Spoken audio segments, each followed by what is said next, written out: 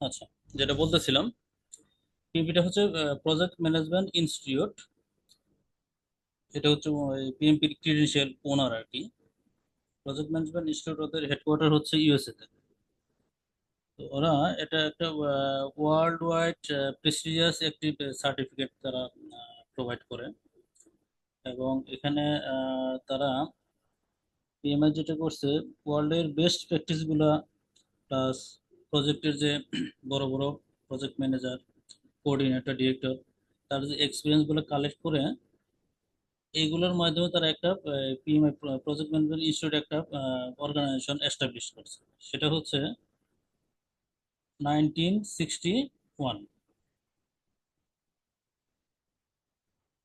1969-এ তারা এই PMI অর্গানাইজেশনটা establish করছে।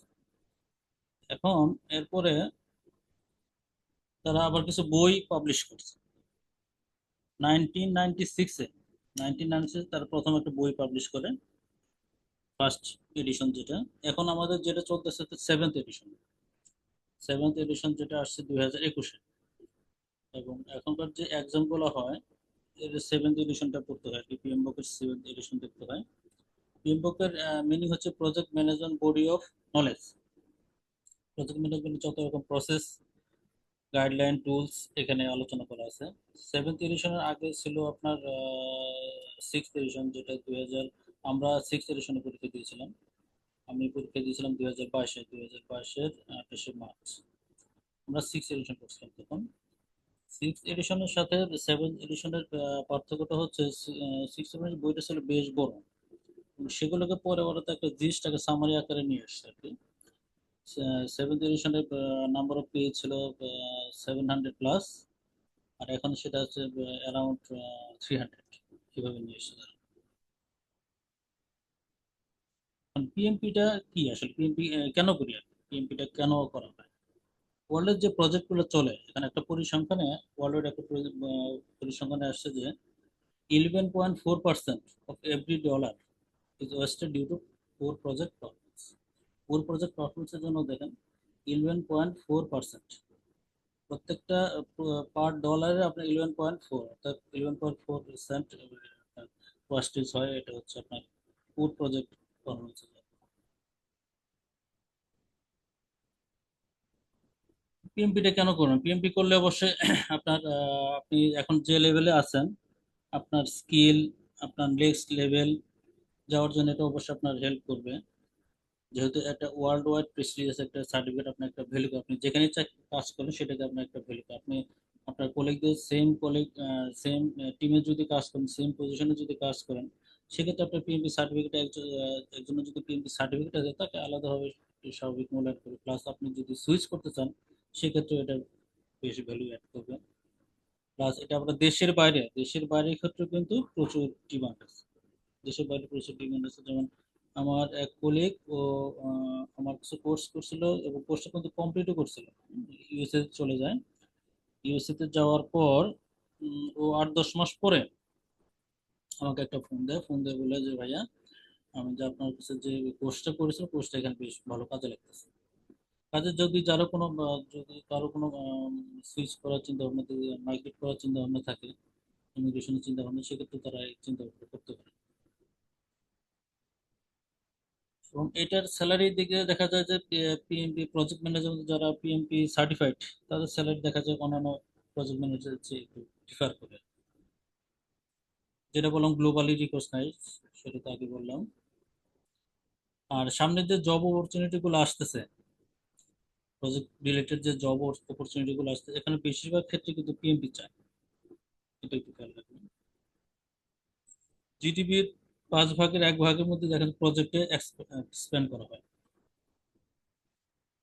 আর যেটা বললো স্কিল, আপনি যে একটু স্মার্ট ওয়েতে প্রজেক্টে ম্যানেজ করতে পারবেন, সেটা আপনার এই সার্টিফিকেট আপনাকে একটা এনসিউরিটি দেয়। নেটওয়ার্কের ক্ষেত্রে এখন বিকেলগুলো কি হয় আপনার, দেখা যাচ্ছে পিএমআই ওদের বিভিন্ন ধরনের চ্যাপ্টার আছে। তো বাংলাদেশের চ্যাপ্টার আছে, ইন্ডিয়াতে বেশ কয়েকটা চ্যাপ্টার আছে, কানাডাতে আছে, অস্ট্রেলিয়াতে আছে।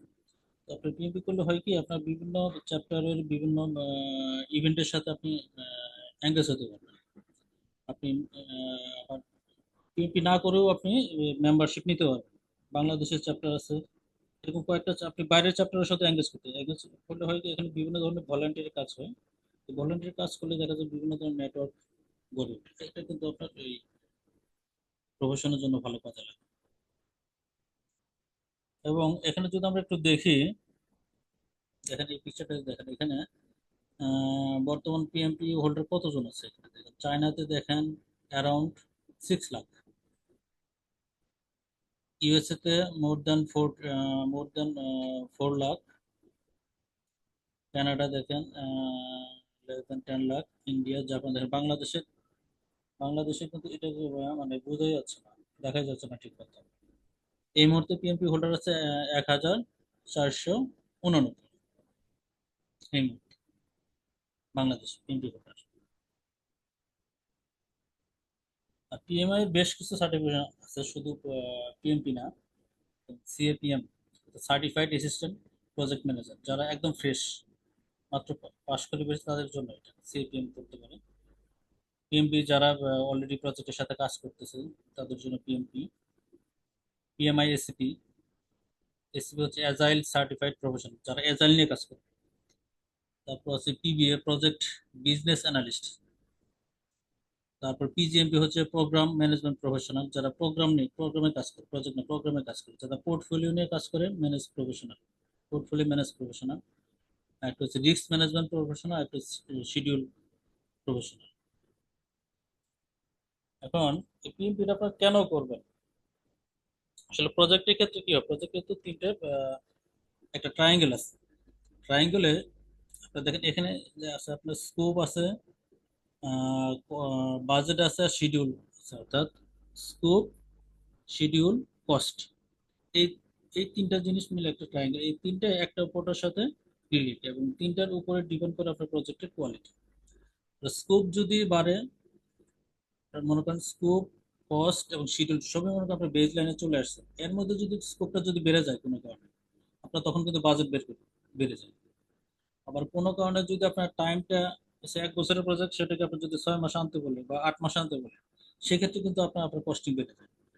এই যে অ্যালাইনমেন্টটা, এই তিনটা কনস্ট্যান্টের মধ্যে যে আপনার অ্যালাইনমেন্ট ঠিক রেখে প্রজেক্টটাকে অ্যাচিভ করা, বিজনেস গোলটাকে অ্যাচিভ করে হচ্ছে একটা সাকসেস প্রজেক্ট ম্যানেজার কাজ। এই তিনটা জিনিস আপনি যখন পিএমপি করবেন, তো এই জিনিসগুলো আপনার মাথায় ভালো ক্যাচ করবে। আপনি তখন বুঝতে পারবেন আসলে আপনার গোলটা কোথায়, আপনি কোথায় ফোকাস দিতে হবে, প্রজেক্টটাকে আপনি কিভাবে ম্যাক্সিমাইজ হইতে নিয়ে আসবেন, অ্যালাইন করুন, বিজনেসের সাথে কিভাবে অ্যালাইন করবেন, ম্যাক্সিমাইজ সাকসেসটা কিভাবে নিয়ে আসবেন, অপরচুনিটিগুলো কিভাবে তৈরি করে নিয়ে আসবেন, এটাই আমার মাথায় আপনার চলে আসবে। আর এটা আসলে পিএমপিটা আসলে কোনো নির্দিষ্ট কোনো ইন্ডাস্ট্রির জন্য না। সেটা হতে পারে আইটি, সেটা হতে পারে ইঞ্জিনিয়ার, যারা অলরেডি প্রজেক্টে কাজ করতে তারা থাকতে পারে। তারপর আপনার পিএমও, যেটা প্রজেক্ট ম্যানেজমেন্ট অফিস, বেশ জায়গায় এখন প্রজেক্ট ম্যানেজমেন্ট অফিস ডিপার্টমেন্ট বা ইউনিট আছে, বিভিন্ন ব্যাংকে আছে, আবার বিভিন্ন প্রাইভেট অর্গানাইজেশনে আছে। এখানে আপনার ইঞ্জিনিয়ার যারা, তারাও করতে পারে, ফাইন্যান্সে যারা কাছে তারাও করতে পারে, প্রজেক্টের সাথে যারা মোটামুটি রিলেটেড, তারা এই কোর্সটা করতে পারে। আচ্ছা, আমরা কতজন আছি এখন, জয়েন করলাম কতজন? 13 জন জয়েন করেছি।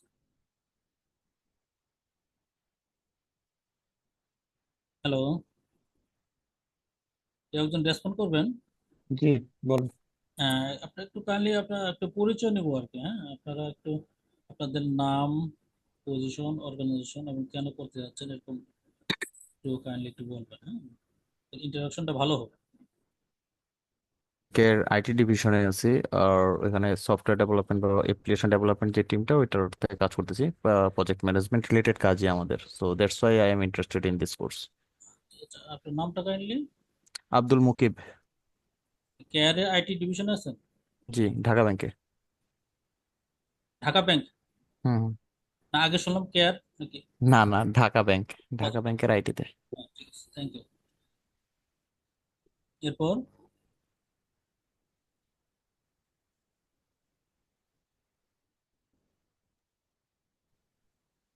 আমি হচ্ছে সাদমান। আমি এনআরবি কমার্শিয়াল ব্যাংকের আইটি ডিভিশনে আছি। তো এখানে আসলে ভেন্ডরের সাথে বিভিন্ন প্রজেক্ট নিয়ে তাদের সাথে কাজ করতে হয়। তো এই জন্য আসলে আমি মানে এই কোর্সটা করতে আর কি আগ্রহী। আশরাফুল আলম।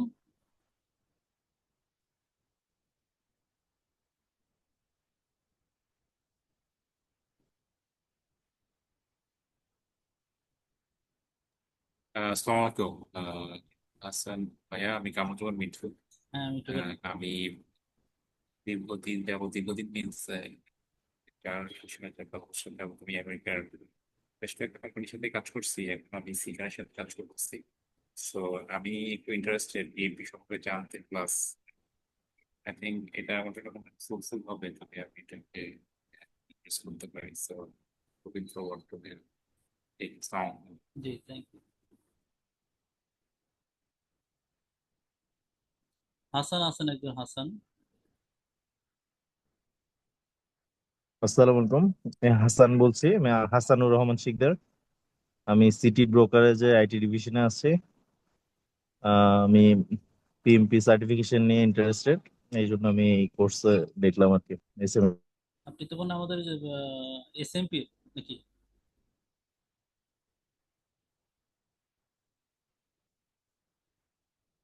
আচ্ছা, তারপরে আছেন মঞ্জুর। শুনতে পাচ্ছেন? হ্যাঁ, শুনতে পাচ্ছি, চিনতে পাচ্ছি। জি, একটু বলুন kindly।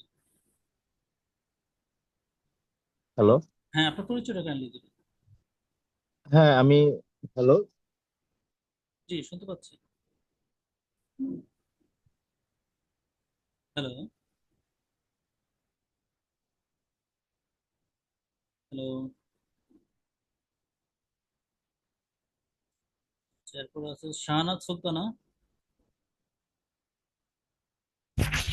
জি, আসসালামু আলাইকুম।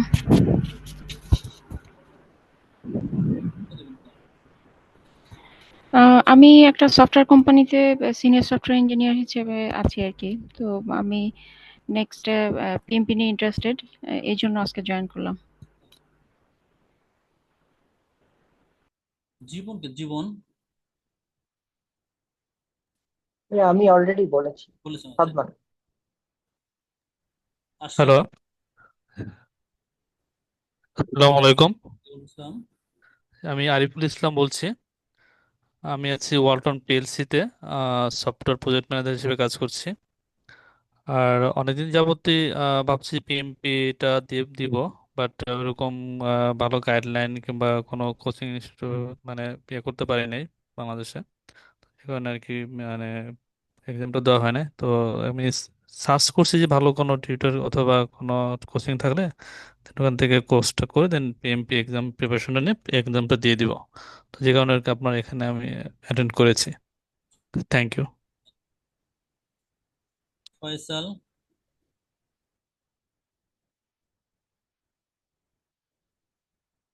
ফয়সাল ভাই শুনতে পাচ্ছেন?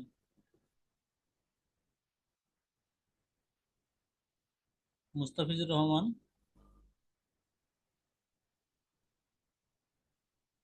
হ্যালো। মামুন ভাই আছেন? মামুন ভাই। হ্যাঁ, আসসালামু আলাইকুম ইমুল ভাই। হ্যাঁ, কেমন আছেন? মামুন বলছিলাম। কেমন আছেন? হ্যাঁ, আমি আছি আলহামদুলিল্লাহ। আমি আব্দুল্লাহ আল মামুন। আমি স্কোয়ার ইনফরমেটিক্স এর সিনিয়র সফটওয়্যার ইঞ্জিনিয়ার এবং টিম লিড হিসেবে আছি। পিএমপি নিয়ে অনেকদিন যাবতীয় চিন্তা ভাবনা করতেছি, এই জন্য ভাবলাম একটু দেখি আর একটু সিরিয়াস হয়ে আগানো যায় কিনা। এসএমপি তো আর দেন নাই, এই সরি, ওটা এসএমপি দেন। তো ওটা ওয়েট করতেছি, ওটার জন্য ওটা প্রিপারেশন। G, thank you. আচ্ছা, আমরা ব্যাক করি।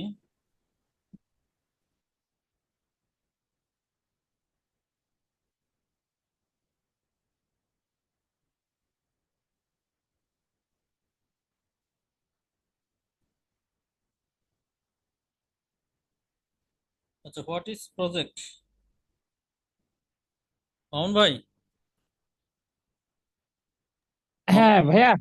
হ্যাঁ ভাই, একটু বলেন না, একটু প্রজেক্ট সম্বন্ধে একটু বলেন, আমরা একটু শুনি। প্রজেক্ট বলতে আচ্ছা, আসলে কি বুঝি আমরা?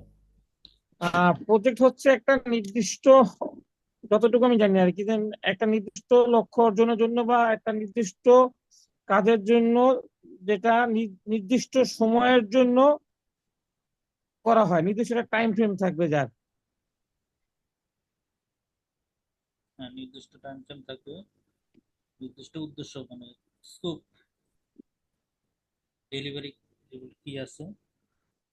যেমন আমাদের পদ্মা সেতু যে প্রজেক্ট, এর কি ছিল, এর একটা কি টাইম লাইন আছে, আর একটা তো স্কোপ, উদ্দেশ্য ছিল নির্দিষ্ট স্কোপ প্রোডাক্ট বা সার্ভিসের। এর একটা বাজেট আছে, বাজেট আছে। থেকে যেটা বাজেট আছে, স্কোপ, শিডিউল, কস্ট, এগুলো থাকবে। শিডিউলটা থাকবে আসলে টেম্পোরারি। শিডিউলটা এমন না যে বছরের পর বছর, যুগের পর যুগ চলবে। একটা নির্দিষ্ট টাইম থাকবে, এবং টাইম আপনার টাইম এক্সটেনশন হতে পারে, কিন্তু টাইমটা থাকবে।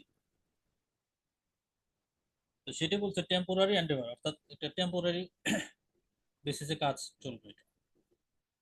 তারপর যে প্রোডাক্টটা হবে আসলে ইউনিক প্রোডাক্ট, যে প্রোডাক্ট আমার অলরেডি আছে, কোনো একটা অর্গানাইজেশন কোনো একটা প্রোডাক্ট অলরেডি, সে মনে করেন কোনো একটা অর্গানাইজেশন মনে করেন একটা প্যান, একটা কলম লঞ্চ করে, কলমটা যখন লঞ্চ করে, নতুন কোনো কলম যখন লঞ্চ করে, সেটার বিভিন্ন রকম স্কোপ, শিডিউল, কস্ট, এগুলো সবকিছু ঠিকঠাক করে তারা একটা কলম লঞ্চ। এরপরে কি হয়, এরপর কিন্তু প্রজেক্টটা ক্লোজ, এবং ওই কলম কি হয়, দেখা যাচ্ছে আপনার দিনে কয়েক হাজার কলম প্রডিউস হচ্ছে, সেটা তখন অপারেশনে চলে যায়।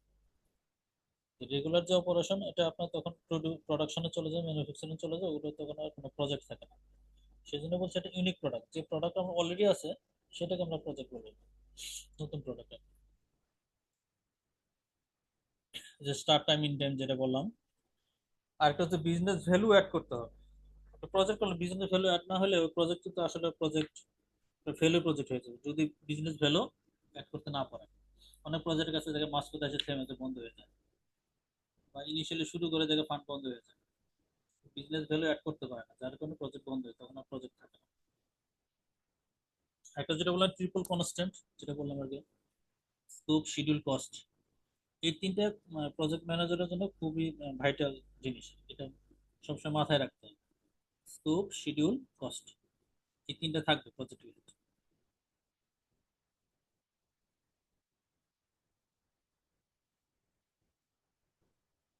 যেমন আমাদের পদ্মা সেতুতে যেটা শুরু হয়েছিল হচ্ছে 2014 দিকে শুরু হয়েছিল, 2022-এর দিকে এসে শেষ হয়ে গেছে, অর্থাৎ এটা কিন্তু একটা প্রজেক্ট, অনেক বড় একটা প্রজেক্ট, আমাদের আমাদের অনেক স্বপ্নের প্রজেক্ট, যেটা আপনার 2014-তে শুরু হয়েছে, এবং যখন শেষ হওয়ার কথা ছিল, এটা কিন্তু অনেকবারই টাইম এক্সটেনশন হয়েছে।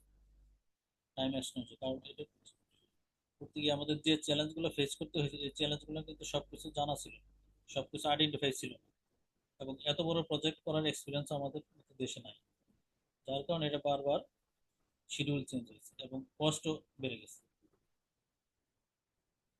প্রজেক্ট ম্যানেজমেন্ট আসলে কি, প্রজেক্ট ম্যানেজমেন্ট হচ্ছে আপনার আপনার এই যে মনে করেন আপনি প্রজেক্ট ম্যানেজার, তা আপনার তো একটা আপনার নলেজ আছে, এক্সপিরিয়েন্স, স্কিল আছে। নলেজ, এক্সপিরিয়েন্স, স্কিলের মাধ্যমে কিছু টুলস টেকনিক ইউজ করে প্রজেক্টটাকে এগিয়ে নিয়ে যাওয়াটা হচ্ছে প্রজেক্ট ম্যানেজমেন্ট। আপনার যে টুলস, টেকনিক, নলেজ, এক্সপিরিয়েন্স আছে, সেগুলো কি কি করতে হবে, বিজনেসের সাথে অ্যালাইন করে, আপনার যে তিনটে কনস্ট্যান্ট, বাজেট, স্কোপ, টাইমটাকে ঠিক রেখে প্রজেক্টটাকে সাকসেসফুলি ডেলিভার দেওয়াটাই হচ্ছে প্রজেক্ট ম্যানেজমেন্টের পার্ট। পুর প্রজেক্ট ম্যানেজমেন্টের জন্য আপনার বেশ কি কি সমস্যা, যেমন আমরা দেখি যেগুলোতে ম্যানেজ ঠিক মতো হচ্ছে না, শিডিউল মিস করে, কোয়ালিটি ঠিক থাকে না, রিওয়ার্ক বেশি হয়, রিপুটেশন লস্ট হয়, স্টেক হোল্ডারকে স্যাটিসফাই করা যায় না। ফুড প্রজেক্টের জন্য আমরা এই প্রবলেমগুলো দেখি। আচ্ছা, প্রত্যেকটা প্রজেক্টের 5টা ফেজ থাকে বা স্টেজ থাকে। First, initiating, planning, executing, monitoring এবং ক্লোজিং। এখন যখন ইনিশিয়েটিং হয়, মানে ইনিশিয়েটিং হওয়ার আগেও কিন্তু কিছু কাজ থাকে, যেমন আপনার যে একটা প্রজেক্ট নেবেন, সেটার নিড অ্যাসেসমেন্ট করতে হয়, ফিজিবিলিটি স্টাডি করতে হয়। এগুলো যখন সবকিছু ঠিক হয়, তখন প্রজেক্টটা ইনিশিয়েট শুরু হয়, স্টার্ট করতে হয়। প্রজেক্টটা যখন স্টার্ট হয় তখন আপনার প্রজেক্টের যে একটা প্রজেক্ট চার্টার বলে, প্রজেক্ট চার্টারটা তখন ডিফাইন হয়ে যায়। প্রজেক্ট চার্টারটা হচ্ছে কি, প্রজেক্ট চার্টার আপনার প্রজেক্টের হাই লেভেল যে ডেফিনেশন গুলো থাকে, অর্থাৎ মোটা দাগে যে কথাবার্তা গুলো যেগুলো থাকে সেটা হচ্ছে চার্টারে থাকে। প্রজেক্ট চার্টার অর্থাৎ প্রজেক্টের নাম, প্রজেক্টের ডোনার কে বা স্পন্সর কে, ফান্ড কই থেকে আসবে, প্রজেক্টের স্কোপ গুলা কি, প্রজেক্টের স্টেক হোল্ডার কারা, প্রজেক্টের প্রজেক্ট ম্যানেজার কে, এইগুলো ডিটেল, মানে ডিটেল না, এগুলো থাকবে আপনার ব্রড লেভেলে, হাই হাই লেভেল ডেফিনেশন আর কি। তো মোটা দাগে এই জিনিসগুলো থাকে প্রজেক্ট চার্টার, এগুলো সেট হয়ে যায়। এরপর হয় আপনার প্ল্যানিং। প্ল্যানিং ক্ষেত্রে কি হয়ে যাবে, যে কস্ট, তিনটা কনস্ট্যান্ট যেটা আর কি, এই তিনটা কনস্ট্যান্টের জন্য আমাকে প্ল্যান করতে হয়। কস্ট, কস্ট আপনার আপনার ফান্ড কোন সময়ে কিভাবে আসবে, কোন ফেজে কোন ফান্ড আসবে, এবং যে একটা ফেজে কি পরিমাণ ডেলিভারি হওয়ার কথা, এগুলো কিন্তু সব প্ল্যান করতে হবে। কি কি রিস্ক আসতে পারে, কমিউনিকেশন কি কি হতে পারে, সবার সাথে কমিউনিকেশন কিন্তু একরকম হয় না। ইন্টারনাল টিমের মধ্যে একরকম হয়, ক্রস ফাংশনাল টিম হলে সেখানে কমিউনিকেশন একরকম হয়, কোনো রেগুলেটরি বডি থাকলে সেখানে কমিউনিকেশন একরকম হয়। কার সাথে কিভাবে কি কমিউনিকেশন হবে সেটা প্ল্যান করা থাকে, কার সাথে অনলাইনে কমিউনিকেশন হবে, কার সাথে ফিজিক্যালি হবে, এগুলো সব প্ল্যান করা থাকে। প্ল্যানিং ইস্যু প্ল্যান করতে হবে। তারপর যখন ইনিশিয়েটিং এবং প্ল্যানিং যখন শেষ হয়ে যায়, এরপর এসে কি হয়, সেটাকে এক্সিকিউট করতে হবে। আপনি যে রিসোর্স পেয়েছেন, আপনি যে প্ল্যান পেয়েছেন, আপনি যে স্টেক হোল্ডার পেয়েছেন, এখন আপনি এগুলো নিয়ে কাজ শুরু করে দিতে হবে, ডেলিভারি রেডি করতে হবে। ডেলিভারি যখন চলতে থাকে, এর মধ্যে আপনার কি হয়, মনিটরিং এবং কন্ট্রোলিং করে। এটা কিন্তু আপনার এই যে প্রজেক্টটা করতেছেন, প্রজেক্ট কোন ট্র্যাকে আছে, আপনার প্রজেক্ট আজকে শুরু করলাম 4 মাসে, 4 মাস চলে গেছে, 4 মাস পরে প্রজেক্টে কোথায় থাকার কথা ছিল, 4 মাস পরে কি কি ডেলিভারি হওয়ার কথা ছিল, সেই ডেলিভারি গুলো হয়েছে কিনা, এগুলো ট্র্যাক, প্রোগ্রেসটাকে ট্র্যাক করতে হয়। এবং 4 মাস পরে যে বাজেট স্পেন্ড করার কথা ছিল, সেটা কি স্পেন্ড হয়েছে, নাকি বেশি হয়েছে, নাকি কম হয়েছে, সেটা কিন্তু আপনার বের করে, মানে মনিটরিং করতে হবে, এবং এগুলো যাতে ট্র্যাকে থাকে সেই কন্ট্রোল করতে হবে, মনিটরিং এবং কন্ট্রোল। এরপর হচ্ছে ক্লোজিং। ক্লোজিং আপনার ডেলিভারি যখন কমপ্লিট হয়ে গেছে, ডেলিভারি দিয়ে দিচ্ছেন, এরপর আপনার প্রজেক্টটাকে ক্লোজ করতে হয়। প্রজেক্ট ক্লোজ করতে কি হয়, প্রজেক্টের যে রিসোর্স যে থাকে, হিউম্যান রিসোর্স যারা থাকে প্রজেক্টে, তাদেরকে রিলিজ দিতে হবে। তারা তাদেরকে রিলিজ দেয়, তারা দেখে আরেক প্রজেক্টে তারা এঙ্গেজ হয়। এবং এখান থেকে আমরা লেসন লার্ন কি করলো সেটার জন্য একটা ডকুমেন্ট করি।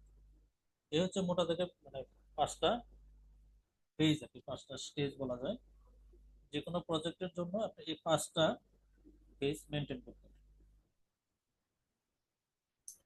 এখানে দেখেন 10টা নলেজ এরিয়া আছে আর কি। দেখেন এই 10টা নলেজ এরিয়া অলওয়েজ লাগে, যে কোনো একটা প্রজেক্ট করতে গেলে। দেখেন এখানে লাগে স্কোপ লাগে, অর্থাৎ ডেলিভারেবল কি কি থাকবে, আইটেম কি কি থাকবে, শিডিউল থাকবে, কস্ট থাকবে, কোয়ালিটি। এই তিনটা স্কোপ, শিডিউল, কস্ট, এই তিনটার সাথে কোয়ালিটি ডিপেন্ড করে। আপনার কস্ট যদি কস্ট বেড়ে গেলে কোয়ালিটি তখন কি ওই কোয়ালিটির উপর হ্যাম্পার করা যায়। যেহেতু কস্ট বেড়ে গেছে, কোয়ালিটি আপনার তখন কিন্তু সেটা কথা চলে যাবে।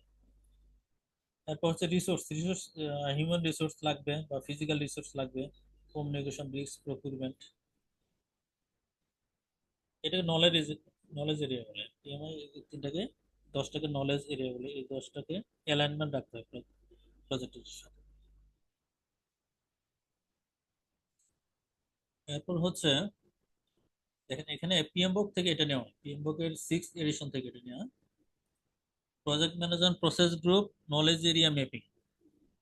আমরা এই যে 5টা ফেজ নিয়ে যে কথা বললাম, দেখেন এটা উপরে দেওয়া আছে, একদম টপে অরিজন্টালি দেওয়া আছে একদম টপে। এই 5টা প্রসেস গ্রুপ নিয়ে আমি অলরেডি কথা বললাম। আর এখানে দেখেন 10টা নলেজ এরিয়া, এটা নিয়েও কথা বললাম। এটার সাথে এটা ম্যাপিং করছে, এখানে দেখেন এটার সাথে এখানে ম্যাপিং করা হয়েছে। ইনিশিয়েটিং এ কি হয়েছে, এখানে আপনার প্রজেক্ট চার্টার ডেভেলপ করছে, এবং এখানে স্টেক হোল্ডার আইডেন্টিফাই করছে। এরপর যখন প্ল্যানে যখন আসছে, দেখেন সব কিছুর সাথে প্ল্যান দেখা যায় এখানে। আপনার এই যে স্কোপ, টাইম, কস্ট, এই যে 10টা নলেজ এরিয়া আছে, এই 10টা নলেজ এরিয়ার সাথে কি প্রত্যেকের সাথে plan, time plan, cost plan, quality plan, human resource plan, সব কিছু প্ল্যান। এরপর হচ্ছে এক্সিকিউট, প্রজেক্টটাকে এক্সিকিউট করবে।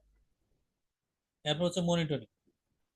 দেখেন মনিটরিং ফেসটা কিন্তু সবটার সাথেই আছে, মনিটরিং সবটার সাথেই আছে। মনিটরিং ইন্টিগ্রেশন মনিটরিং আছে, স্কোপের ক্ষেত্রে মনিটরিং আছে, টাইমের ক্ষেত্রে মনিটরিং মনিটরিং এবং কন্ট্রোলিং সব নলেজ এরিয়াতে এবং সবসময় সেটা লাগে। এবং এখানে এই যে 5টা গ্রুপ প্রসেস গ্রুপের সাথে যে প্রসেস যেটি দেওয়া সেটা হচ্ছে 49টা প্রসেস। যোগ করলে দেখবেন এখানে 49টা প্রসেস, সব মিলে আছে 49টা। তারপর হচ্ছে ক্লোজিং। ক্লোজিং এসে কি হয়, প্রজেক্টটাকে ক্লোজ করে এবং যত ধরনের কোনো প্রকিউরমেন্ট থাকলে প্রকিউরমেন্ট সব ক্রিয়া আসে এখানে ক্লোজ হয়ে যাবে, রিসোর্স রিলিজ হয়ে যাবে। এবং এখানে দেখেন ইন্টিগ্রেশনের ক্ষেত্রে এখানে সবগুলো আছে। ইন্টিগ্রেশনের ক্ষেত্রে এখানে সব প্রসেস গ্রুপের সাথে আছে। কারণ এখানে আপনার হয় কি, আপনার এই যে যতগুলা স্কোপ বলেন টাইমের যতগুলা নলেজ এরিয়া সবগুলা এসে এটার সাথে ইন্টিগ্রেট করতে হবে, একসাথে আসছে এখানে। এই এই যে ম্যানেজ প্ল্যানগুলো করছে, প্ল্যানগুলো একসাথে ইন্টিগ্রেট হয়ে এখানে আসছে। এখন আপনি দেখেন এখানে প্ল্যানিং এ প্ল্যানিং এ সবচেয়ে বেশি প্রসেস এখানে দেখেন। প্ল্যানিং এ কিন্তু গ্যাপ দেখা যাচ্ছে না, প্ল্যানিং এ সবচেয়ে বেশি। তো আমাদের প্ল্যানিং এ কিন্তু ভালো একটা সময় দিতে হবে। এর মানে বোঝা যাচ্ছে আমাদের প্ল্যানিং এ প্রজেক্টের প্ল্যানিং, যে কোনো প্রজেক্টের প্ল্যানিং এ ভালো সময় দিতে হবে আমাদের। আমাদের আমরা কিন্তু প্ল্যানিং এ সবচেয়ে কম সময় দিই বাস্তবতা যেটা। প্রজেক্ট যে কোনো রকম শুরু করতে শুরু করে দিই, এরপরে যাই দেখি আমরা বিভিন্ন রকম ক্যাপ অ্যানালিসিসের মধ্যে পড়ে যাই, প্রবলেমের মধ্যে পড়ে যাই, যেটা যে ওইটা আসলে যেভাবে প্ল্যান করা দরকার ছিল সেভাবে প্ল্যান হয় নাই, বিভিন্ন রকম প্রবলেম চলে আসে। কাজে প্ল্যানটা হচ্ছে জরুরি, যে কোনো প্রজেক্ট ম্যানেজারের জন্য প্ল্যানটা জরুরি। পিএমআই একটা ট্যালেন্ট ট্রায়াঙ্গেল এস্টাবলিশ করছে। দেখেন এখানে আছে ways of working, power skill আর বিজনেস আকুন। ওয়েস অফ ওয়ার্কিংটা বলছে আপনার প্রজেক্টটাকে কিভাবে কোন প্রসেসে করবেন। বিভিন্ন ধরনের প্রসেস আছে, প্রেডিক্টিভ বলেন যেটা ওয়াটারফল আর কি, ট্রেডিশনাল, একটা হচ্ছে অ্যাজাইল, আবার হাইব্রিড হতে পারে, দুইটা মিলে অ্যাজাইল আর ট্রেডিশনাল দুইটা মিলে হাইব্রিড সেটাও হতে পারে। এখন আপনার প্রজেক্টটার নিড কি সেটার উপর ভিত্তি করে আপনি প্রসেসটা ডিফাইন করবেন। মানে পিএমআই কখনো বলে না আপনি এই ওয়েতে কাজ করেন, অ্যাজাইল করেন বা প্রেডিক্টিভ করেন, কোনো কিছুতে ফোর্স করেন না। সেটা আপনার প্রজেক্টে, আপনার প্রজেক্টের নেচার বুঝে আপনি ডিসাইড করবেন কোন প্রসেসে আপনার কাজ করবেন। তারপর বলছে পাওয়ার স্কিল, অর্থাৎ স্কিল এখানে আপনার টিমের লিডারশিপ স্কিল, অ্যাক্টিভ ডিজাইন যেটা বলছে এখানে, ব্রেন স্টর্মিং, কোচিং, মেন্টরিং এগুলো ভালো থাকতে হবে। একটা হচ্ছে বিজনেস আকুমেন্ট, তার মানে বিজনেস গোলের সাথে অ্যালাইন করতে হবে। আপনি যেটা করেন আপনার মূল টার্গেট হচ্ছে বিজনেস গোলের সাথে নিজেকে অ্যালাইন করা, বিজনেসটাকে অ্যাচিভ করা, যাতে এখান থেকে ম্যাক্সিমাম সাকসেসটা চলে আসে। এই ট্রায়াঙ্গেলটা তারা দেখাচ্ছে। আমরা যদি একটু পদ্মা সেতু নিয়ে একটু কথা বলি, পদ্মা সেতুতে দেখা গেছে যে পদ্মা সেতুর কেস নিয়ে যেটা কথা হলো, পদ্মা সেতু আমরা যেটা বলতেছিলাম সবচেয়ে বড় চ্যালেঞ্জিং আমাদের জন্য এখানে। আপনারা দেখেন এখানে বলা আছে যে পিলার, পিলার 122 মিটারের পিলার, 122 মিটার পিলার, এই পিলারের ডেপথ কতটুকু হবে এটা নিয়ে অনেকবার ডিজাইন চেঞ্জ হয়েছে। কারণ এক এক নদীর যে গভীরতা তলদেশ এক এক জায়গায় এক এক রকম। একটু বর্ষার সময় একরকম থাকে, বর্ষা ছাড়া একরকম থাকে, আবার বিভিন্ন পয়েন্টে একরকম। তো ওরা এটার প্ল্যানিং করতে গিয়ে ওনারা পরে ভর্তি দিতে করছে 122 মিটারে নিয়ে আসছে। এবং যে নদীর যে স্রোত, খরস্রোতা নদী, আপনার দেখেন এই যে বলছে কি আমাজনের পরেই এর অবস্থা। কাজেই আপনার এখানে 122 মিটার। এবং এখানে যে দেখেন এখানে বলা আছে ওয়ার্ল্ড ফেমাস জার্মান হামার। এখানে যে হামারটা ইউজ করা হয়েছে সেটা জার্মান থেকে না, এবং কাস্টমাইজ, কাস্টমাইজ হামার, কাস্টমাইজ হামার। যাতে আমরা বিভিন্ন অনেক বড় বড় চ্যালেঞ্জ ফেস করেছি আমরা পদ্মা সেতুতে। দেখেন এখানে বলা আছে যে আমাদের মগবাজার মৌচাক ফ্লাইওভার কথা বলা আছে, যেটা আমরা আমরা আমরা যেটা চলি রাইট হ্যান্ডেড ড্রাইভিং, ডিজাইন করা হয়েছিল লেফট হ্যান্ডেড ড্রাইভিং। এগুলো নিয়ে পরবর্তীতে বিভিন্ন রকম কোশ্চেন আসে যে এটার প্ল্যানিং ঠিক মতো হয় নাই, ফিজিবিলিটি ঠিক মতো হয় নাই, এগুলো নিয়ে পরবর্তীতে বিভিন্ন রকম ঝামেলা করছে। আচ্ছা, কোর্স আউটলাইন এবার আমরা কোর্স দেখবো যে পিএমপি কোর্সে এই তিনটার উপর থাকে আর কি, যে প্রসেস আপনার প্রেডিক্টিভ, অ্যাজাইল, হাইব্রিড, এই তিনটার উপর থাকে। প্রেডিক্টিভ বলতে আমরা বুঝি যে ওয়াটারফল, যেটা আপনার যেখানে স্কোপ জানা থাকে, সব ধরনের স্কোপই আপনার জানা থাকে, সবকিছু ডিফাইন, চেঞ্জ হওয়ার পসিবিলিটি খুব কম, সেটা হচ্ছে প্রেডিক্টিভ। আবার অ্যাজাইল বলতেছে কি, অ্যাজাইল বলতেছে আপনার যেটা আপনি কিছুই জানেন না, রিকমেন্ড খুব কম জানা, একদম মিনিমাম লেভেলে, সেটা বলতেছে আপনার অ্যাজাইল। যেটা আপনি কোনো একটা বড় একটা কাজকে আপনি ছোট একটা চাঙ্কে ইনক্রিমেন্টাল ডেলিভারি দেবেন, সেটা সপ্তাহে উইকলি হতে পারে, 15 দিনের হতে পারে, বাই উইকলি হতে পারে, মান্থলি হতে পারে। সেটা হচ্ছে অ্যাজাইল, অর্থাৎ কাস্টমার ফিডব্যাক নিয়ে কাস্টমার কাছে আপনি দ্রুত ফিডব্যাক নেবেন, quick feedback, quick delivery, quick feedback, ultimate হচ্ছে কাস্টমার স্যাটিসফ্যাকশন। এটা হচ্ছে অ্যাজাইল। আর এই প্রেডিক্টিভ এবং অ্যাজাইল এই দুইটা কম্বিনেশনে আসছে হচ্ছে হাইব্রিড। এই তিনটার উপর বেসিস করেই কোশ্চেন থাকে। আর ডোমেন, ওরা তিনটা ডোমেনে ভাগ করছে পিএমআই, তিনটা পিএমপি এক্সামের জন্য তিনটা ডোমেনে ভাগ করছে: পিপল, প্রসেস, বিজনেস। পিপল, যেখানে পিপল কিভাবে অ্যাকোয়ার করতে হয়, কিভাবে ম্যানেজ করতে হয়, কিভাবে ট্রেন আপ করতে হয়, সেটা। আর প্রসেস যেটা বললাম, কোন প্রসেসে কাজ করবেন, অ্যাজাইল হতে পারে, ওয়াটারফল হতে পারে, হাইব্রিড হতে পারে। আর বিজনেস, আপনি প্রজেক্টটাকে বিজনেসের সাথে কিভাবে অ্যালাইন করবেন, সেটা। অর্থাৎ এই তিনটা ডোমেনের উপরেই উপরেই পরীক্ষা হয়। কোশ্চেনের টাইপ থেকে এরকম ট্রুফলস থাকতে পারে, ট্রুফলস থাকে, multiple choice, maximum multiple choice থাকে, ড্রাগ অ্যান্ড ড্রপ দু একটা থাকে, ফিল ইন দ্য ব্ল্যাঙ্কস খুব কম থাকে। আর বইয়ের ক্ষেত্রে এখানে দেখেন, এটা হচ্ছে অ্যাজাইল। অ্যাজাইল তো অবশ্যই লাগবে, অ্যাজাইল প্র্যাকটিস গাইড, এটা আপনার পড়া লাগবে। এটা লাস্ট হচ্ছে 2017-তে। আর একটা হচ্ছে পিএম বক, যেটা 7th এডিশন নিয়ে যেটা কথা বলতেছিলাম, 2021-এ আসছে, এটা পড়া লাগবে। আর একটা হচ্ছে প্রসেস গ্রুপ, যেটা 2022-এ এসেছে আর কি। প্রসেস গ্রুপটা এখান থেকে আলাদা করছে ওরা, আগে একসাথে ছিল, এটা আলাদা করছে। আর এই আপনার স্টুডেন্ট ম্যানুয়াল যেটা দেখাচ্ছে, স্টুডেন্ট ম্যানুয়াল, এটা আপনার মূলত পারচেস করতে হয়, পিএমআই সাইট থেকে পারচেস করতে হয়। এটা আপনার না হলে চলবে। তো এই তিনটা ম্যান্ডেটরি, এই তিনটা সাবজেক্ট ম্যান্ডেটরি। এবং এখানে দেখেন একটা সিমুলেটর বলা আছে, সিমুলেটর স্টাডি হল পিএমআই, studyhall.pmi.org, মানে পিএমআই এর একটা স্টাডি হল সাইট আছে, যেখানে আপনার ওখানে মক টেস্ট দিতে পারবেন, ওখানে প্র্যাকটিস করতে পারবেন, ওখানে ভিডিও থাকে, কোশ্চেনের ডিসক্রিপশন থাকে, প্রায় মোর দ্যান 1000 কোশ্চেন সলভ করতে পারবেন, এবং খুব ফ্রুটফুল পরীক্ষার জন্য। এটা পারচেস করতে, এটা বর্তমান প্রাইস দেখলাম হচ্ছে $34। $34 খুব বেশি না, আপনার ইচ্ছা করলে 2-3 জন মিলেও একটা অ্যাকাউন্ট ক্রিয়েট করে আপনি ইউজ করতে পারেন। তাহলে এক্সামের জন্য আপনার এই তিনটা বই এবং এই সিমুলেটর, মূলত এই তিনটা বই যখন আপনার পড়া শেষ হয়ে যাবে, মোটামুটি আপনার কনসেপ্ট যখন মোটামুটি ক্লিয়ার হয়ে আসবে, এরপর আপনি স্টাডি হল ধরবেন। স্টাডি হলে যখন আপনি দেখবেন যে 60-70% মার্কস আপনি পাচ্ছেন, 60-70, তখন আপনি চিন্তা করতে পারবেন যে পরীক্ষায় আমি বসতে পারবো।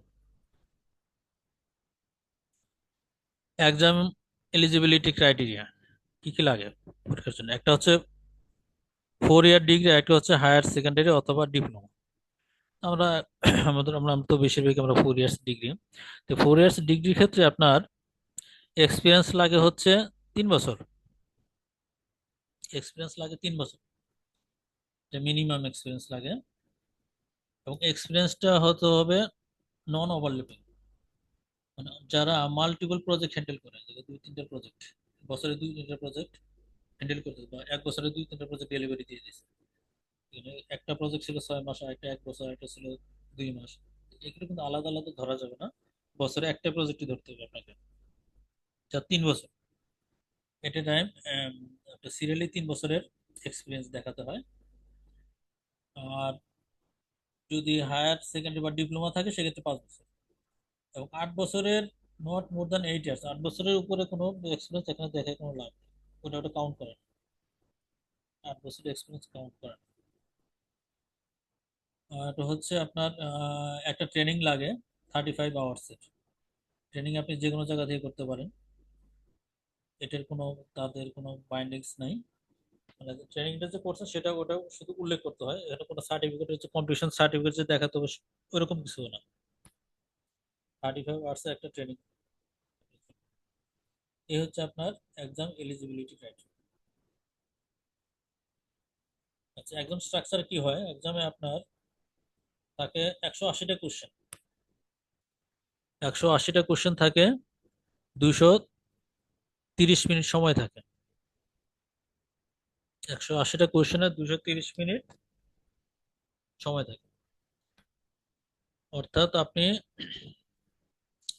তাহলে একটা কোশ্চেনের জন্য আপনি কি পরিমাণ সময় পাচ্ছেন, 1 মিনিটে একটু বেশি পাচ্ছেন। এবং আমরা যে যে তিনটা ডোমেন যে দেখলাম আমরা, পিপল, প্রসেস, বিজনেস, এখান থেকে এখানে রেশিওটা দেওয়া আছে। পিপলে থাকে 42%, প্রসেসে 50%, বিজনেসে থাকে 8%।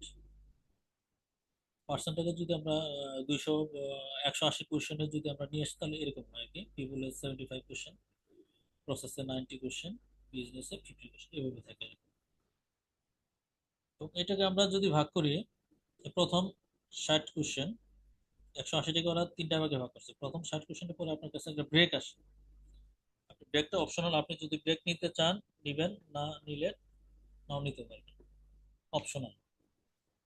আপনার এটা ব্রেক নিলে 10 মিনিট পরে আবার পরীক্ষা শুরু হয়ে যায়। এর পরবর্তীতে যখন আবার 120টা শেষ হয়ে যায়, এরপর আবার 10 মিনিটের একটা ব্রেক চলে আসে, সেটা ওরকম ব্রেক নিতে পারবেন। তো ব্রেক নেওয়াটাই ভালো, কারণ আপনার এই 230 মিনিট সময় একটা টাইম বসে থাকা অনেক কষ্টকর, বাইরে গিয়ে রিফ্রেশমেন্ট হয়ে আপনার পরীক্ষা বসলে ভালো। আচ্ছা, পরীক্ষা তো এক্সামে যেটা হয় 230 মিনিট থেকে কাউন্ট ডাউন শুরু হয়ে যায়। জিরো থেকে যে 230 মিনিট হবে সেটা 230 মিনিট থেকে কাউন্ট ডাউন 230 থেকে আস্তে আস্তে কমতে থাকে। তাহলে এখন আপনি কিভাবে কাউন্ট করবেন যে 60টা কোশ্চেন আপনি কখন শেষ করবেন? আমরা যদি একটু ভাগ করে নিই তাহলে জিনিসটা এরকম হয়, 150, 230 থেকে যখন 155তে আসে, 155তে আসে তখন আপনি ধরতে হবে 60টা শেষ হওয়া উচিত। এরপর যখন 80তে আসে তখন ধরতে হবে আপনার 120টা শেষ হওয়া উচিত, আর বাকি 80 মিনিটে আপনি বাকি 60টা কোশ্চেন দিবেন। তো আপনার এভাবে মাইন্ডসেট করে নিয়ে যেতে হবে যে আপনার 230 মিনিট সময় কোন সময়টা কিভাবে কাজে লাগে। প্রথম দিকে যদি সময়টা বেশি নিয়ে নেন সেক্ষেত্রে দেখবেন লাস্টে গিয়ে সময় কম। টাইম ম্যানেজমেন্টটা জরুরি, যেটা খুব এই সমস্ত এক্সামে টাইম ম্যানেজমেন্ট এবং ব্রেন কুল রাখাটা হচ্ছে সবচেয়ে বেশি জরুরি। যদি টাইম ম্যানেজমেন্ট করতে না পারেন, দেখা যাবে যে লাস্টে আছে আছে 5 মিনিট আপনার কোশ্চেন 50টা রয়ে গেছে। খুব কেয়ারফুল লাগে।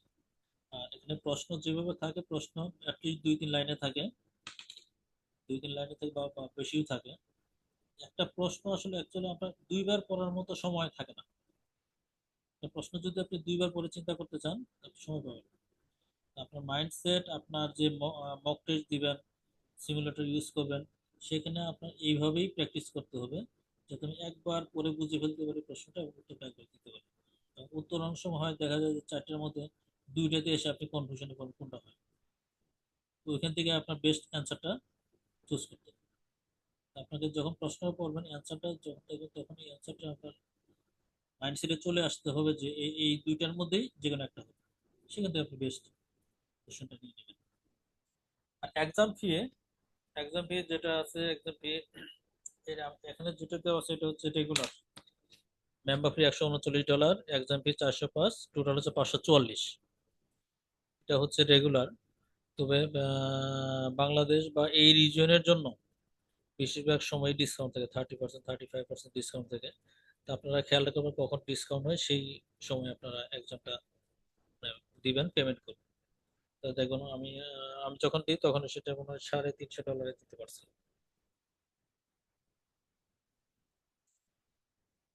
আম, আল্লাহ না করুক যদি ফার্স্ট টাইমে যদি ফেল আসে, আপনি রিটেক দিতে পারবেন। রিটেক দিতে, রিটেকের জন্য আবার আপনাকে চার্জ করতে হয়, তখন এই চার্জগুলো দিতে হয় $275 যদি আপনি মেম্বার হন, নন মেম্বারের জন্য বেশি। আর 1 বছরে আপনার এটা বলছে you can sit 3 times in year, অর্থাৎ একটা বছরে আপনি যখন একটা বছর সময় পাচ্ছেন, ওই 1 বছরের মধ্যে আপনি 3বার বসতে পারবেন। সিঙ্গেল অ্যাপ্রুভালটা কি সেটা আমি দেখাবো এখানে। এবং আপনার যখন সার্টিফিকেটটা হয়ে যায়, এটা হচ্ছে 3 বছরের সার্টিফিকেট। আপনি যখন পিএমপি পাস করেন 3 বছরে, এবং 3 বছর পরে সেটা রিনিউ করতে হয়। রিনিউয়ের জন্য আপনার পিডিও অন করা লাগে, 60 পিডিও, প্রফেশনাল ডেভেলপমেন্ট ইউনিট বলে। 60 পিডিও মিনস আপনার পার ঘন্টায় 1 পিডিও ধরে। আপনার প্রজেক্টে বিভিন্ন রকম সেমিনার, ওয়ার্কশপ, ট্রেনিং, তারপর অনলাইনে যে মিটিং গুলো হয়, আপনি এই জায়গা থেকে আপনি ক্লেম করতে পারবেন।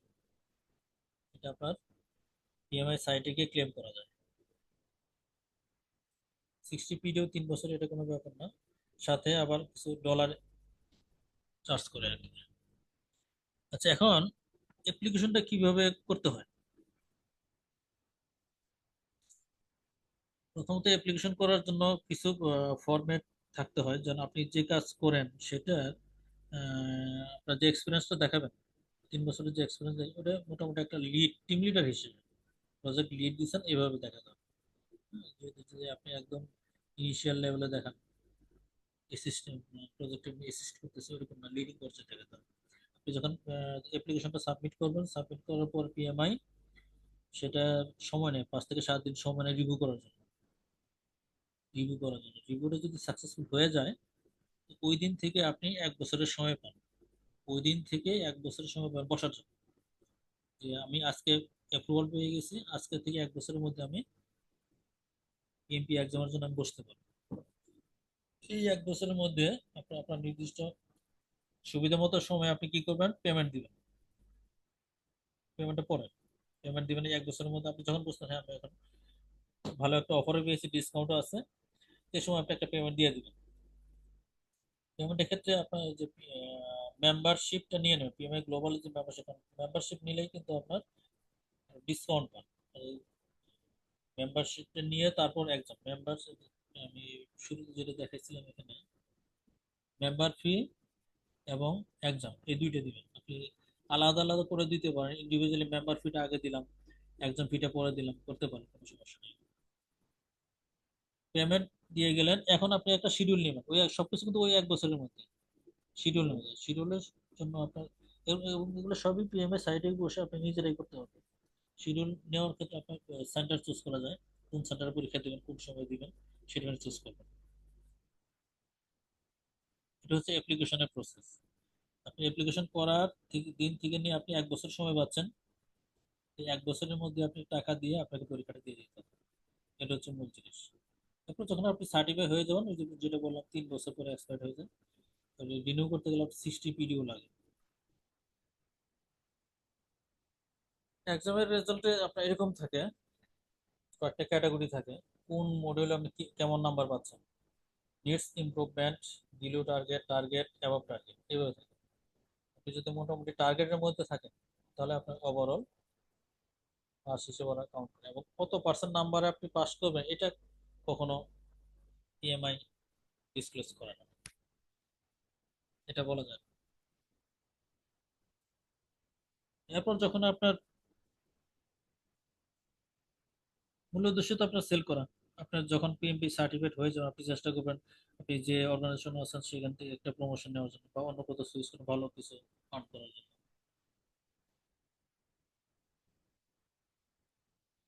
হ্যালো,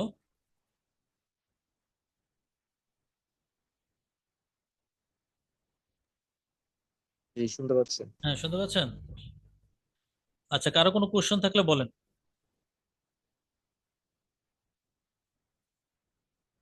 আর এর আগে আমরা একটা ছবি তুলে নিই, হ্যাঁ? যদি কারো জি ভাইয়া, যদি কারো একটা কোশ্চেন, সেটা হচ্ছে যে ওই প্রজেক্ট ইয়ার যে 36 ঘন্টা 36 মান্থের মনে একটা প্রজেক্ট 3 বছরে যেটা বললেন, হ্যাঁ হ্যাঁ হ্যাঁ, ওইটা বা কিভাবে দেখাতে হয়, বা কোনো ডকুমেন্ট কি সাবমিট করা লাগে ওটার সাথে? না না, সুবিধা হচ্ছে এখানে কোনো ডকুমেন্ট লাগে না, ওরা কোনো ডকুমেন্ট চায় না। তবে আপনি যা দিবেন আপনার ফলস কিছু দিবেন না, কারণ ওরা ওইটা মাঝে মাঝে এটা অডিট করে, হ্যাঁ, দেখা যাচ্ছে 10টার মধ্যে একটা হুম হুম অডিটে ফেলে র্যান্ডমলি। হুম, না ওইটা ইস্যু না। এখন মনে করেন এই যে আমাদের দেশে যেমন আপনিও আছেন ব্যাংকে বা ইয়াতে, আহ, যদি বলি যে যেই প্রজেক্টগুলো চলতে থাকে সেগুলোর মধ্যে আসলে একদম কি বলে এটাকে প্রজেক্ট ম্যানেজমেন্ট হিসাবে সিকোয়েন্সিয়ালি সব ডকুমেন্ট মেনটেন করে 3 বছর বা 5 বছর মেয়াদি প্রজেক্ট আসলে হয় না। ওই স্কেটার্ড ওয়েতে আমরা প্রজেক্টগুলো করে থাকি আর কি হ্যাঁ, হ্যাঁ, ম্যাক্সিমামই। হ্যাঁ, দ্যাটস ওয়াই জাস্ট এই কোশ্চেনটা জিজ্ঞেস করলাম হ্যাঁ, আর কি। না এখানে আপনার যে কোনো ডকুমেন্ট দিতে হবে না, কোনো ডকুমেন্টে লাগবে না। আর প্রজেক্ট, একটা প্রজেক্ট যে আপনি 3 বছর ধরে চালাবেন সেটা ওইরকম না। হুম হুম, না তিন বুঝতে পারছি বছরের সেটা, যে প্রজেক্ট একটা হয়তো 1 বছর করলাম তারপর আবার আরেকটা করলাম এরকম। ওইভাবে, হ্যাঁ। এবং ওকে। এটা ওই অ্যাপ্লিকেশনটা যখন লিখতে হয় তো, যে কোন হুম হুম, প্রজেক্টে কত সময় কিভাবে কাজ করছেন, ওইটা আমি এর আগে আচ্ছা যেটা আচ্ছা। বললাম, আপনি একটু লিড দিচ্ছেন, টিম লিড হিসেবে এইভাবে একটু লিখতে হবে হ্যাঁ হ্যাঁ, বুঝতে পেরেছি। সহজে।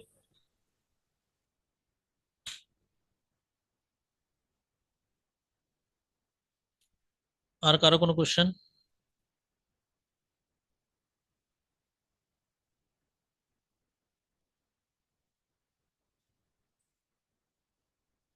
হ্যালো?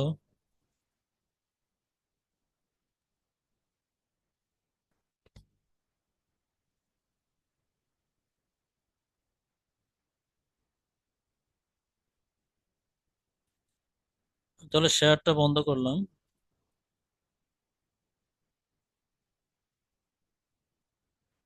আর কারো কোনো কোশ্চেন?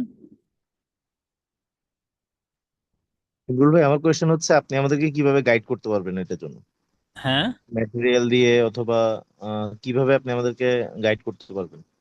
আচ্ছা।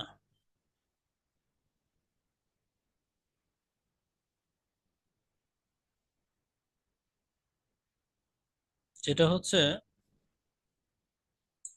আমার কাছে তো বেশ কিছু ডকুমেন্ট আছে, হ্যাঁ, যেমন পিএমআই মেম্বার থাকলে বেশ কিছু ডকুমেন্ট এমনিতে ডাউনলোড করা যায়, সেটা একটা থাকবে। কোর্স আউটলাইন তো আমি দেখালাম, সেটাও আছে। আর আমি যেটা করতেছি, আমি সামনে একটা ব্যাচও স্টার্ট করতেছি আর কি, হ্যাঁ। এই শনিবারে, নেক্সট শনিবার একটা ব্যাচ স্টার্ট করব। আপনাদের যদি ইন্টারেস্ট থাকে সেখানেও আপনারা আসতে পারেন আর কি। এটা হচ্ছে 18 তারিখ, 18 তারিখ থেকে একটা ব্যাচ শুরু করবো। তো এখানে যেটা আমার যেটা প্ল্যান সেটা হচ্ছে, পিএম বক্স 7 যে বইটা আছে, এটা আপনি রিডিং করবেন। আর এখানে কিন্তু মুখস্থ বলতে কিছু না, রিডিং করবেন। পিএম বক্স 7 বইটা রিডিং করবেন। তারপর অ্যাজাইল যেটা, আর আরেকটা জিনিস বলতে খেয়াল না, সেটা হচ্ছে অ্যাজাইলের উপর প্রশ্ন বেশি থাকে এখানে। যদিও বলা আছে 60-40, অ্যাজাইলে প্রায় 60% কোয়েশ্চেন অ্যাজাইল থেকে আসে, 60% কোয়েশ্চেন অ্যাজাইল থেকে আসে। তো অ্যাজাইল মাইন্ডসেটটা আপনার ধরে ফেলতে হবে, মানে পিএমআই অ্যাজাইলটাকে কিভাবে নিচ্ছে সেটা মাইন্ডসেট করে ফেলতে হবে। এই মাইন্ডসেট রেডি করার জন্য আপনাকে স্টাডি করতে হবে। বইগুলো 2-3 বার পড়লে আপনার একটা মাইন্ডসেট হবে। এরপর আপনি যখন মক টেস্ট দিবেন তখন আরেক রকম মাইন্ডসেট আসবে। মানে আপনার বইয়ের একরকম বই, বই যখন পড়বেন সেটা তো একরকম কনসেপ্ট হবে। এরপর আপনি যখন কোশ্চেনে দেখবেন যে আসলে তেমন কোনো মিল পাচ্ছি না, কারণ এখানে প্রশ্ন কিন্তু কোনো প্রশ্ন সরাসরি থাকে না, যে এইটা কি ওইটা কি, এরকম কোনো প্রশ্ন সরাসরি থাকে, সিনারি বেসড। আপনাকে একটা সিনারি তুলে দেবেন, ধরবেন আপনি প্রজেক্ট ম্যানেজার, আপনি কাজ করতে গিয়ে এই প্রবলেম ফেস করছেন, এটা কোন স্টেক হোল্ডারের জন্য সমস্যা, বা কোন একটা স্টেক হোল্ডারের জন্য প্রবলেম হচ্ছে, এখন স্টেক হোল্ডারকে আপনি কিভাবে ম্যানেজ করবেন। স্টেক হোল্ডার হতে পারে আপনার টিমের, স্টেক হোল্ডার হতে পারে আপনার কোনো রেগুলেটরি বডি, কিভাবে ম্যানেজ করবেন। তো ওখানে কিছু প্রশ্ন দেওয়া, অ্যান্সার দেওয়া থাকবে। তো সবকিছু থাকবে সিনারি বেসড। মুখস্থ করে কোনো কিছুই হবে না, হ্যাঁ, মুখস্থ করে কিছু হবে না। মানে পিএমআই কি বুঝতে যাচ্ছে, পিএমআই কি চায়, এই কনসেপ্টটা ওর মাথায় ঢুকতে হবে। যেমন এটা যেমন বলে যে সার্ভেন্ট লিডারশিপ, এখন কিন্তু যেটা টার্ম হচ্ছে এজাইল বলে সার্ভেন্ট লিডারশিপ। এই জিনিসগুলো আপনাকে বুঝতে হবে। হুম। আর মক টেস্টে যখন আপনি 60-70% অ্যান্সার আপনি পাবেন, তখন আপনি ধরে নিতে পারেন যে আপনি ইনশাল্লাহ পাস করবেন, তখন আর বসে যাবেন। আর এটা লেংদি করতে হয় না, পিএমপি ক্ষেত্রে দেখছি অনেকেই আমাদের সাথে অনেকে কোর্স করছে, যে তারা পরীক্ষা দিতে পারে। এটা একটা আপনার মাইন্ডসেট ধরে নিতে হবে, একটা স্যাক্রিফাইস করতে হবে। আপনি যেখানে কোর্স করেন ওই কোর্সের সাথে অ্যালাইন থাকতে হবে। এর পরবর্তীতে আপনি 3 মাস সময়টাকে নিয়ে নেবেন, আপনি 3 মাস বা 2 মাসে দেওয়া যায়, এর পরবর্তীতে 2 মাসের মধ্যে দেওয়া যায়। আপনি যদি ট্রেনিং এর সাথে অ্যালাইন থাকেন, ট্রেনিং এর শেষ হওয়ার 2 মাস টার্গেট রাখবেন, আপনি 2 মাসের মধ্যে আপনি পরীক্ষা দেবেন। পরে 1 মাস আপনি 1 মাস আপনি আবার বইটাকে রিভিউ দিবেন, আর পরে 1 মাস আপনি মক টেস্ট দিবেন, এবং তারপরে আপনি পরীক্ষা বসতে পারবেন। একটা জেদ থাকতে হবে, তা না হলে পারবেন না। বুঝতে পারছি ভাই? হ্যাঁ, বুঝতে পারছি।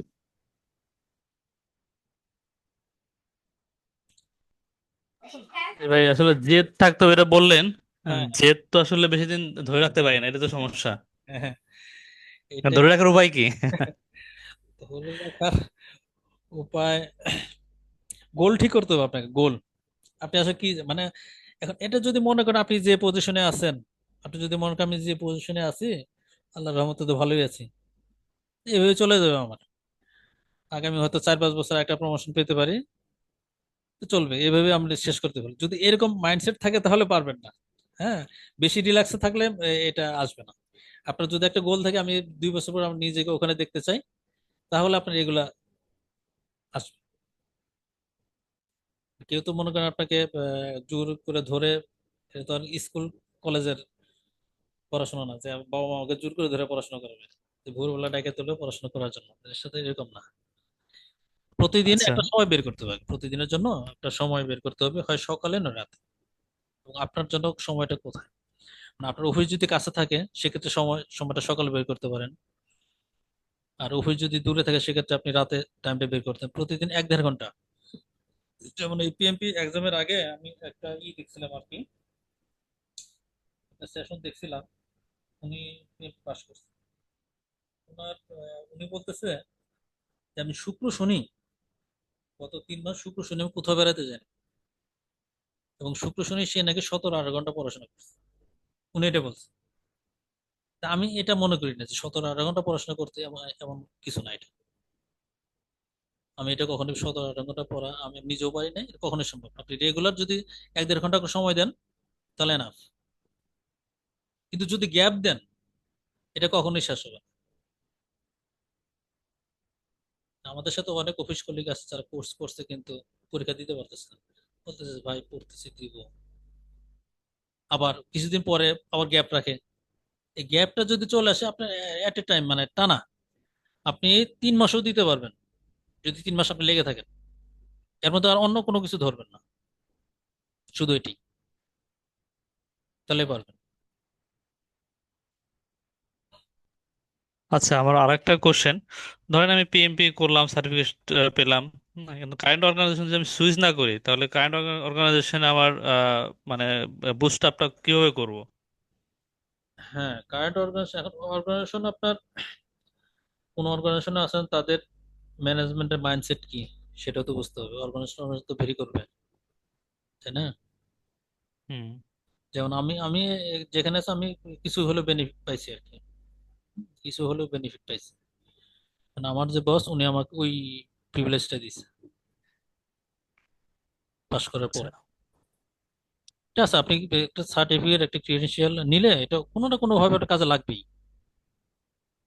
কোনো না কোনো ভাবে কাজে লাগবেই, সুইচ না করলেও কাজে লাগবে। কারণ আপনি মনে করেন আপনার সাথে আরো 2-3 জন কলিগ একই লেভেলে কাজ করতেছে, আপনার যদি এখন এই মানে একটা প্রেস্টিজিয়াস সার্টিফিকেট যদি আপনার থাকে, ভালো একটা ক্রিডেন্সিয়াল যদি থাকে, স্বাভাবিক আপনার দিকে একটু তারা অন্যভাবে দেখবে, আপনি কিছু বলার সুযোগ পাবেন, তো বলছে, আমাকে এই অপরচুনিটি দেন, আমি তো চেষ্টা করতেছি। আচ্ছা। সার্টিফিকেট করার পরে যদি আপনি একেবারে ঝিমেরে থাকেন তাহলে হবে না, আপনাকে একটু নড়াচড়া দিতে হবে। আপনার নিজেকে নিজে ফোকাস করতে হবে আর কি, কেউ তো আর করে দিবে না। এটা তো অবশ্যই। আবার অনেক বস আছে যারা হচ্ছে বুঝেও মানে না বোঝার ভান করে আচ্ছা, আচ্ছা। করবে। হ্যাঁ, সার্টিফিকেশন করলেও দেখা যায় যে ও মূল্যায়ন করে না। হ্যাঁ হ্যাঁ হ্যাঁ, হ্যাঁ, আমাদের দেশে আসলে কারণ দেখা গেলো যে আমার বস, আমার সার্টিফিকেট আছে পিএমপি, কিন্তু আমার বসের নাই, সে তো আমাকে চাইবে না, তার উপরে আমি উঠে যাই। ভালো বলছে। এগুলো আমাদের সমস্যা আসলে। তো এই ধরনের ডোমিনেট, হ্যাঁ, করে। এটা এটার বাংলাদেশের জন্য মানে কমন সিনারিও। হুম, হুম, হুম। অনেকে মনে করে যে সময় নষ্ট করতেছে, মানে প্রতিষ্ঠানের সময় কম দিতেছে, এটা অনেকে মনে করে। বা অনেকে মনে করে তো সুইচ করে চলে যাবে, এত আপডেট হওয়া যাবে না, এটাও মনে করে। হ্যাঁ, এটা সমস্যাগুলো তো আছে আমাদের, যার কারণে আমাদের দেশে মানে কিছু প্রবলেম তো আছে। এর আগে যেটা বলতেছিলাম, আপনার দেশের বাইরের ক্ষেত্রেও কিন্তু প্রচুর ডিমান্ড, দেশের বাইরের ক্ষেত্রে আবার এই সমস্যাগুলো নাই, খুব কম। আপনার কোনো একটা সার্টিফিকেশন থাকলে সেটা ওই স্পেসিফিক কাজ পাওয়া খুব সহজ তখন আমাদের। তো আবার আইএলস এর একটা ক্যারিয়ার চলে আসে, যে পিএমপি করলাম আবার আইএলস দিতে হবে দেশের বাইরে ট্রাই করলে। ওখান তো আবার আরেক প্যারা।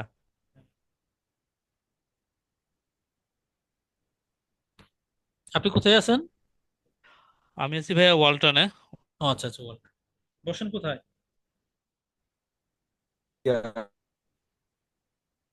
আপনি বসেন কোথায়? আমি বসি কর্পোরেট অফিসে, বসুন্ধরাতে? বসুন্ধরাতে। আচ্ছা, আমারও অফিস বসুন্ধরাতে। ভাই আপনি কোথায় আছেন? আমি আছি ফার্স্ট সিকিউরিটি ইসলাম ব্যাংকে। ও আচ্ছা আচ্ছা। মামুন ভাই, মামুন ভাই কবে পরীক্ষা দিবেন? আমার এই বছরের প্ল্যান আছে আর কি। এই পরীক্ষা দিয়ে বছরের রাখবেন। এসিপিটা, পিএমআই এসিপিটা আগে টার্গেট, এটা দিয়ে তারপরে পিএমপিটা দেবো। হ্যাঁ, এসিপিটা যেভাবে ঝুলে আছে, হ্যাঁ, ওটা কি নিয়েই হবে? আমিও চলে আছি। কবে যে কি হবে? এসিপির সাথে কুবারনেটিস এর যারা ক্লাস করছিল, কুবারনেটিস হ্যাঁ, এসিপির সাথেই, তারা কিন্তু ভাউচার পেয়ে গেছে। আচ্ছা আচ্ছা, আমাদেরটা লেন্দি করতেছি। হ্যাঁ, ভাউচার পেয়ে গেছে এবং পরীক্ষাও দিয়ে ফেলছে, পাশও করছে। তাই? আমাদের সমস্যা, আমার মনে হচ্ছে ওই যে শুরুতে যে সমস্যাটা ছিল আমাদের, হ্যাঁ, এক্সাম নিয়ে ওইটা নিয়ে আমার মনে হয় এখনো প্রবলেম রয়ে ওটা গেছে। আমি কথা বলছিলাম, ওটা নাকি আবার ওয়ার্ল্ড ব্যাংক থেকে আবার নাকি অ্যাপ্রুভ হয়ে আসতেছে, তো এর জন্য একটু সময়টা বেশি হ্যাঁ লাগতেছে আর হ্যাঁ, কি। ওই তো তাহলে অ্যাপ্রুভ হয়ে আসলে ওইটার জন্য এত সময় লাগতেছে। এছাড়া নাকি মোটামুটি এরা সব বাকি কাজ গুছিয়ে রাখছে নাকি। গ্যাপ পড়ে গেলে, যে গ্যাপ পড়ে গেলে আসলে সব কঠিন, বুঝছেন না? হুম হুম, সমস্যা। তো আশা করি সলভ হয়ে যাবে। হ্যাঁ, ইনশাল্লাহ।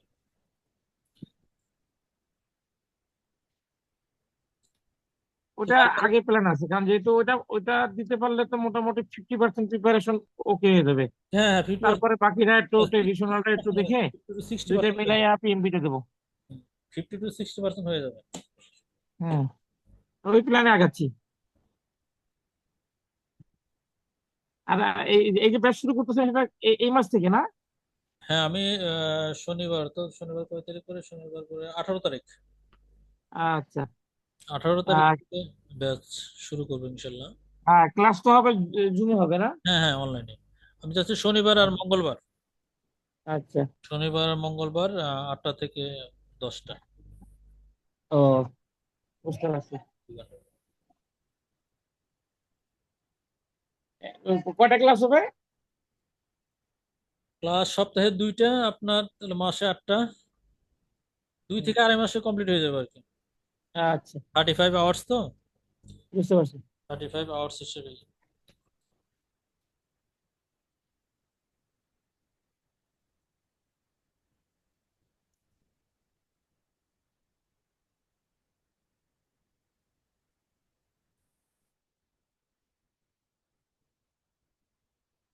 আর এক্সাম ফিটা দেবো 10,000 আর কি। হ্যাঁ, খুব বেশি না, 10,000।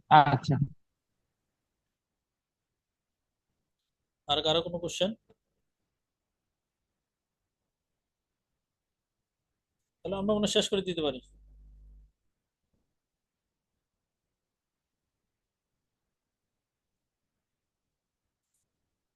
আরিফুল ভাই, মামুন ভাই। হ্যাঁ জি ভাইয়া, জি ভাই, ঠিক মোটামুটি তো আছে ভাই, থ্যাংক ইউ। বিস্তারিত আলাপ হলোই। হ্যাঁ, থ্যাংক ইউ। আচ্ছা, আর প্রেজেন্টেশনটা কি এই কি গ্রুপে শেয়ার করা হবে? হ্যাঁ হ্যাঁ হ্যাঁ, শেয়ার, হ্যাঁ শেয়ার করে দিলাম, শেয়ার করে দিলাম। আচ্ছা, ঠিক আছে। ওকে, থ্যাংক ইউ। আসসালামু আলাইকুম, আল্লাহ হাফেজ। জি ভাই, আসসালামু হ্যাঁ, আলাইকুম। আসসালামু আলাইকুম।